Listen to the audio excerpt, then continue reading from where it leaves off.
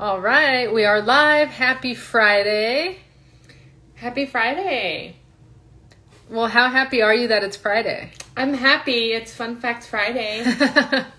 It is Fun Facts Friday. And hi, Noel. Happy birthday to Nikki. So Nikki is Noel's pet dog. And I think she just had a birthday. She won or something. Yeah, happy birthday to her. So I'm going to go ahead and type the topic down below. How are you, Noel? How are you doing? And Michelle, paste it. Okay, sure. I could. Oh yeah, let me paste it. So, topic. Let me just pin it, and we can get started. What's new, Noel? All right, so we have pinned the topic, and we're going to get started with our live presentation about the U.S. Postal Service. Hi, Cynthia. Thanks for Cynthia, joining. you caught us today. We're a little late today, so it turns out that you were able to catch us. Hi, Variety Thread. Hi, Sandra. Hi, Manny. Thanks for joining us this evening. So the topic today is, as you can see, finally, yes.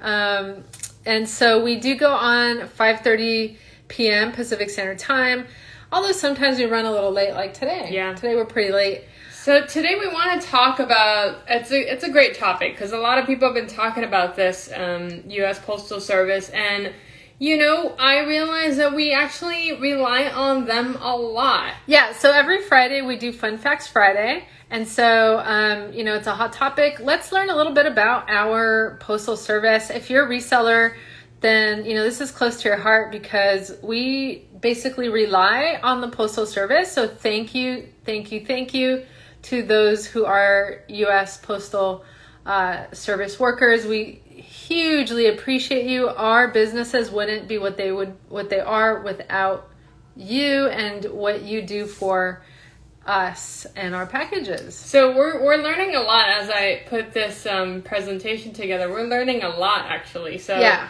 Fun fact number 1, let's get into it. Yep. And just want to do a quick shout out to Poshmark Kelly. Happy Friday to you, Poshmark Kelly.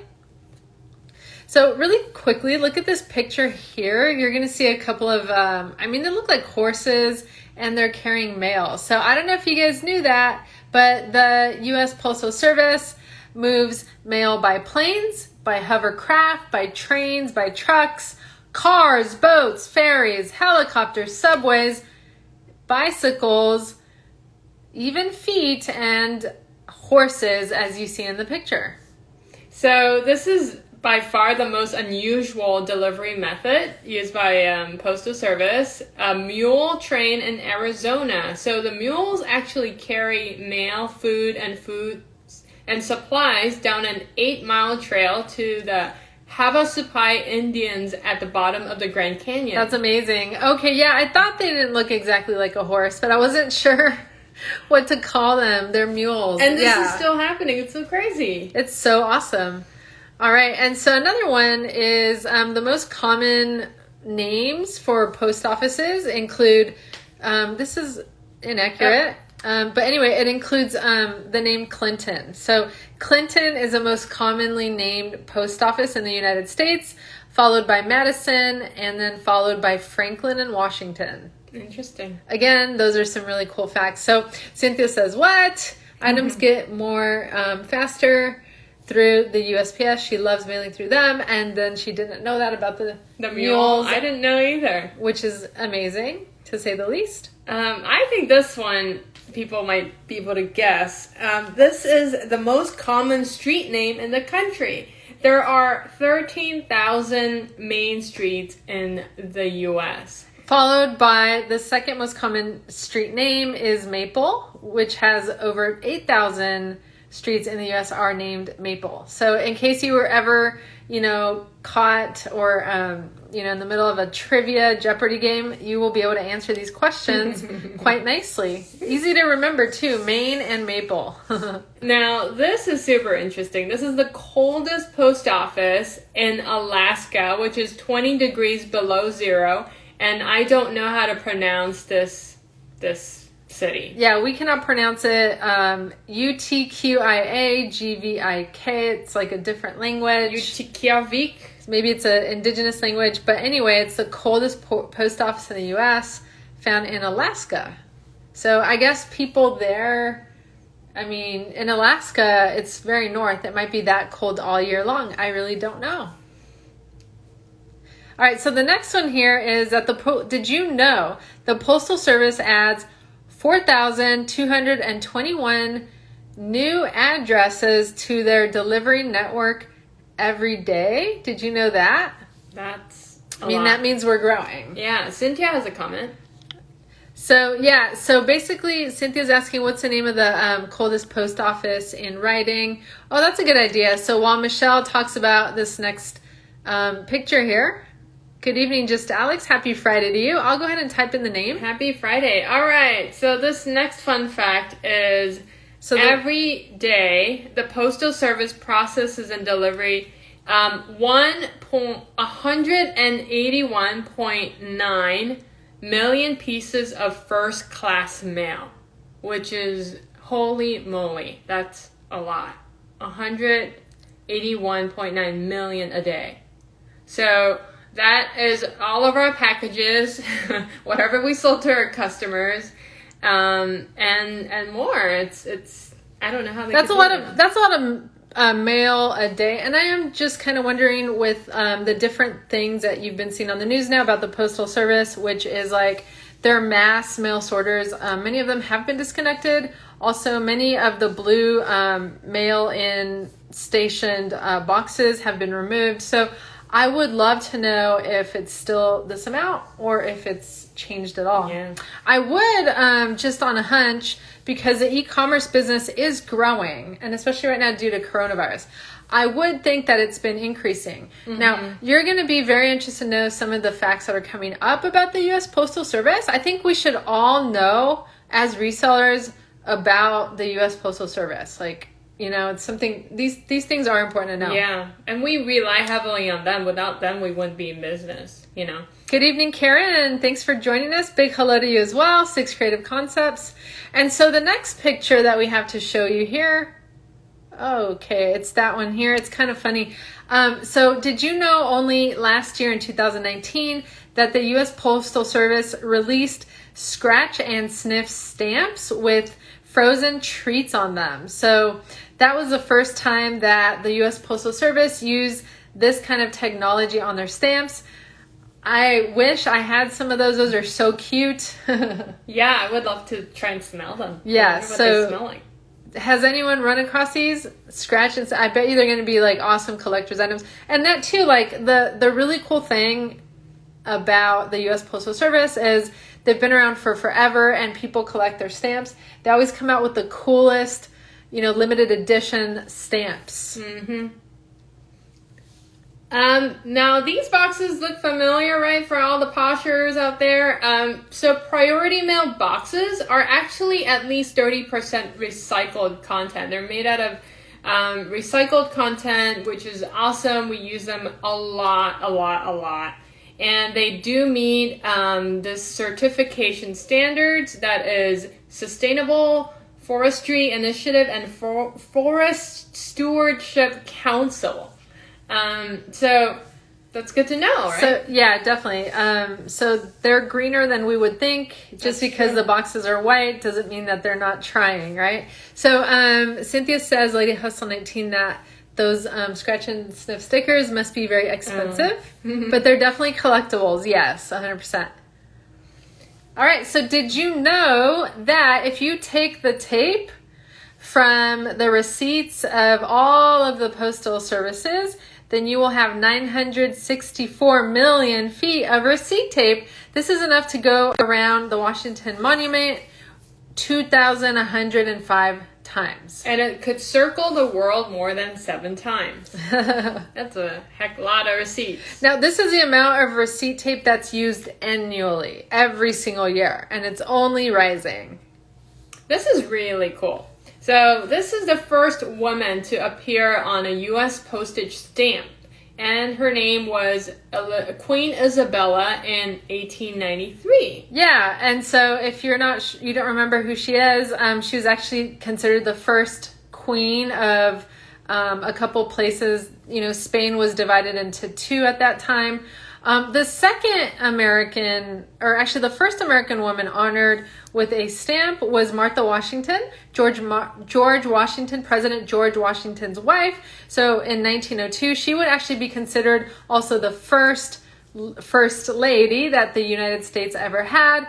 And the next woman that was featured on there was Pocahontas back in 1907. So actually 5 years after Martha Washington was featured. And 1940 had the first African American featured on their stamp, and that was Booker T. Washington. Which is quite crazy. I mean, it's such a big gap between the years to have a woman on the stamp. So hopefully they're going to make that more frequent. Now, the next thing is, did you know that 48% of the world's mail is handled by Postal Service? That's a lot. I did not know that.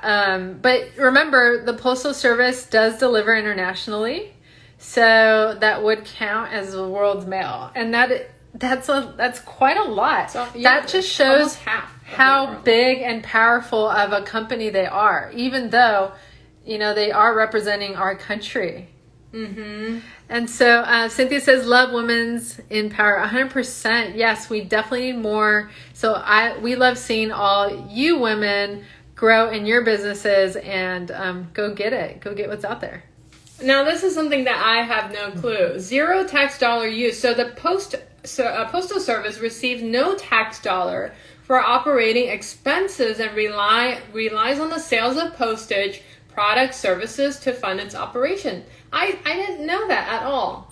That's extremely important. And we have seen, and you know what, we've actually done this too, but without knowing that you should not be using the U.S. free boxes or envelopes or anything like that for anything other than to ship items to other customers. So think about it. This is actually not funded by tax dollars. It's literally directly just funded like a business by the services that they're selling. So if we keep using up all the supplies in incorrect ways, obviously the prices are going to rise, to make up for that. Yeah. So honestly, it's very affordable to use the United States Postal Service. So we want to be doing things the right way, just with this knowledge that we have. Yeah, and if you think about it, now that I think about it, I wouldn't mind paying a little bit more for shipping, because you're literally having a person delivering something from one place to another, and that's very labor intensive. That's what you say now, but just wait when you sell a 50-pound television, and I will ask you if you feel the same way at that time. All right. The next thing is minorities comprise nearly 40% of the Postal Service workforce, which is a very, very diverse workplace. That's fantastic. So the strength of the organization lies amazingly in its diverse workforce. This is super interesting. You want to talk about it? Yes. Okay, so this one is very, very cool. Did you know that employees at the Remote Encoding Center in Salt Lake City, Utah, are responsible for deciphering terribly handwritten or shoddily printed addresses? That is so funny, but it totally makes sense that you would need professionals to be able to try to decipher everyone's handwriting, because all of our handwritings are so different. I always wonder about that. Like, I always want to make my handwriting really neat when you mail something so they know. But yeah, that's crazy. Actually, like, can you imagine your job is to decipher Well, you know what? I'm a teacher, and in many ways that is my job, part of my job description. So that's really cool. Shout out to Eco Exchange. Happy Friday to you. What's your name again, if you don't mind letting us know? Any of you who would like to let us know, the Thrift Bar, what your guys' names are in the comments. Susie Avila. Okay, is that Sandra, or is that you just happen to have the same name? Just Alex? Your name may be Alex. So Manny says it's for packages sent by doctors. I absolutely love that. And I mean, that's got to be like a type of handwriting they teach in medical school, right? Manny, you're funny. You literally can never read, no offense if you're a doctor, but I have the hardest time reading doctors' handwriting as well. So. Yeah, that's pretty funny. All right, we're going to head on over to the next slide here. Who is this guy? So this is actually Benjamin Franklin, and did you know that the Post Office Department was founded in 1775 with Benjamin Franklin as the very first Postmaster General? So Benjamin Franklin was not a U.S. president. I don't know if you guys remember who he was, but he was one of our founding fathers. His annual salary at that time was $1,000. And that's a quick fact about the first Postmaster General. My, how things have come since then. Just $1,000 a year? Well, this was in 1775, right? Wow. So we would have to. That was a lot of money. Well, you can definitely find out on Google. Just Alex says yes, it's Alex, Alejandra, but everyone calls me Alex. Oh, cool! Thanks for clearing that up, because Alex is one of those names that can be both genders, right? And so Cynthia says, LOL, it's hard to read for sure. And Manny says, Banji, one of my favorite all-time heroes. He had a printing business. Yeah, and that's cool. I didn't know that, but how funny, that totally makes sense to have him work for the U.S. Postal Service and be the first Postmaster General. And Cynthia says $1,000 a year? Like, I wonder how much would you make a day if that's the case.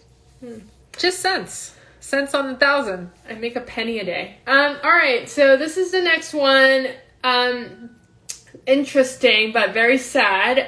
In 2019, 5,777 employees were attacked by dogs in more than 2,270 cities. This is super interesting because when we schedule our pickup, we always have to fill out the little section that says, is there a dog in this house? Yeah. I always wonder why they ask about that, but I guess this is why. Now I know.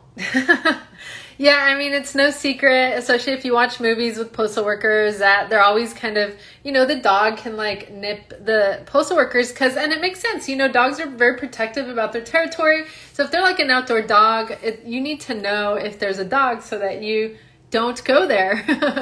So Manny said, so sad, cats too, mean cats though. And Eco Exchange says, no wonder sometimes they won't deliver due to animal interference. Wow. Yeah. I mean, it's all about protecting the important person, right? The mail carrier. Interesting. Didn't know that either. All right, so we're going to go on to a really, on a sweet note.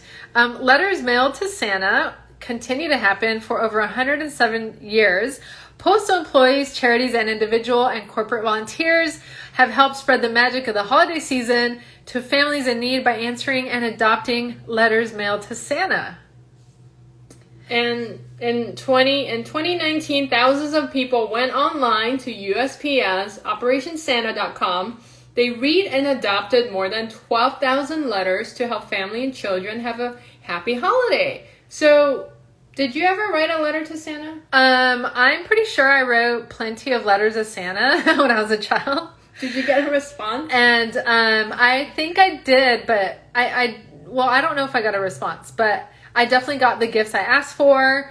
But you know what? This is really cool to know. USPS, OperationSanta.com. If you have extra time on your hands this year, people are home. I'm sure there's going to be a lot of letters written from kids. If you want to be a part of making a kid's, responding to a child's Santa letter, this would be an awesome thing to do. That's really cool. Yes. Mm-hmm. All right. So I'm going to put that in the comments in case anyone is interested.